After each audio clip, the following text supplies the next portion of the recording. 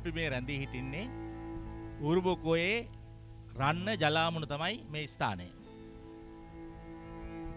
අපි දන්නවා ඌරුබොකෝය ඉතා ඓතිහාසික ඔයක්. ඌරුබොක්කෙන් පටන් අරගෙන උඩුගිරිලොය දක්වා පැමිණිලා ඊට පස්සේ එතනින් උඩයාල තලුන්න විගමු ආදී ප්‍රදේශ හරහා රන්න කඩපල අසලින් වැටිලා ඊළඟට කහඳ මෝදර ප්‍රදේශයෙන් මුහුදට වැටෙන ඔය ඌරුබොකෝය හැටියට අපි හඳුන්වනවා. මේ ඉතා ලස්සන ඔය ගැන අපි කතා කරනවා නම් අපිට කියන්න පුළුවන් නිල්වලා ගඟත් වලවේ ගඟත් අතර තිබෙන රුහුණේ ඉතා වැදගත් දියදහරක් මුහුදට ගලා බහින ඔයක් හැටියට ඌරුබොකෝය. ඒ වගේම කෙත්යායවල් ලක්කර දහස් ගණන් කෙත්යායවල් අතීතයේ ඉඳලා අස්වද්දමින් ජනතාවට බත සපයන ප්‍රධාන ජලය සපයන මාර්ගයක් හැටියට මේ ඌරුබොකෝය ව්‍යාපාරය අපිට හඳුන්වන්න පුළුවන්කම තිබෙනවා. ඌරුබොකෝය වශයෙන් නම් වෙන්නේ 1720 දී ඕලන්ද ජාතිකයන්ගේ විධිමත් කිරීම නිසා. ඕමල්පෙයෝය ඌරුබොක්කෙන් හරස් කරලා තමයි මේ දියදහරාව උඩුගිරිවිල වැවට ගෙන එන්නේ.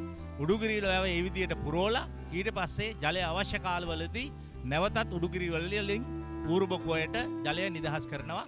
ඒ ජලය තමයි 1720න් පස්සේ මේ ප්‍රදේශවල කෙත්වතු සිසාරා ගමන් කරලා වගාවට වී වගාවට අවශ්‍ය ජලය සපයලා මේ ප්‍රදේශයේ ජනතාවට බත සපයලා මහා ශාස්ත්‍රීය ප්‍රදේශයක් බවට පත් කරන්නේ මෙන්න මේ ගංගාව. මේ ගංගාවේ පැරණි නම ගිරිවා ගඟ. අපි ගිරිවා ගඟේ කතාව කියන්න යනකොට විශේෂයෙන් සඳහන් කරන්න ඕන ලන්දේසි උගිය පිළිබඳව.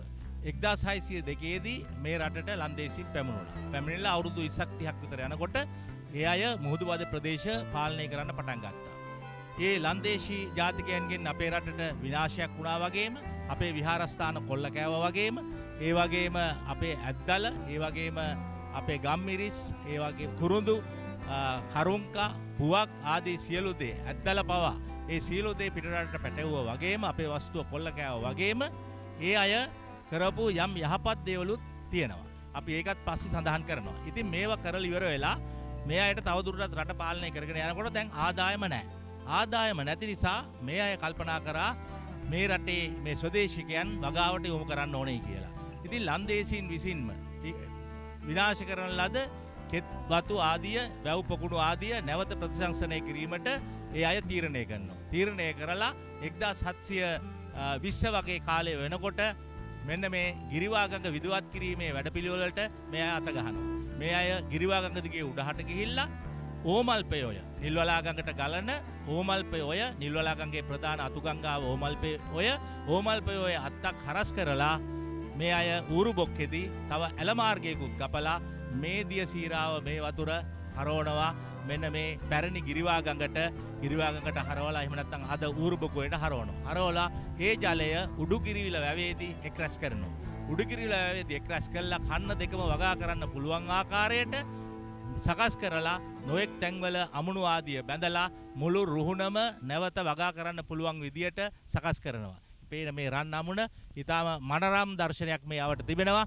අපිට මේ පැත්තෙන් බැලුවම සම්පූර්ණයෙන්ම ප්‍රදේශීය සිසාරාම වෙල්ලේ ආය පේනවා. ඒ වගේම ගිරිවා ගඟ අතීත ගිරිවා ගඟ දෙපස වත්මන් ඌරුබොකෝය දෙපස කුඹුක්ගස් ආදී මහා රූස්ස ගස් විශාල ගස් දිගටම පේනවා. ඔබට පේන්න දකින්න පුළුවන්. ඒ වගේම ඉතා දර්ශනීය ස්ථානයක් මෙතන අමුණ ළඟ සකස් කරලා තිබෙනවා. ඔබට විවේක ගන්න පුළුවන්. ඔබට රැඳී ඉන්න පුළුවන්. ඔබට මේ මදනල මේ හමන සුළඟ ඉතා සිසිල් සුළඟක් හමනවා. බොහොම විවේකී නිදහස් තැනක්.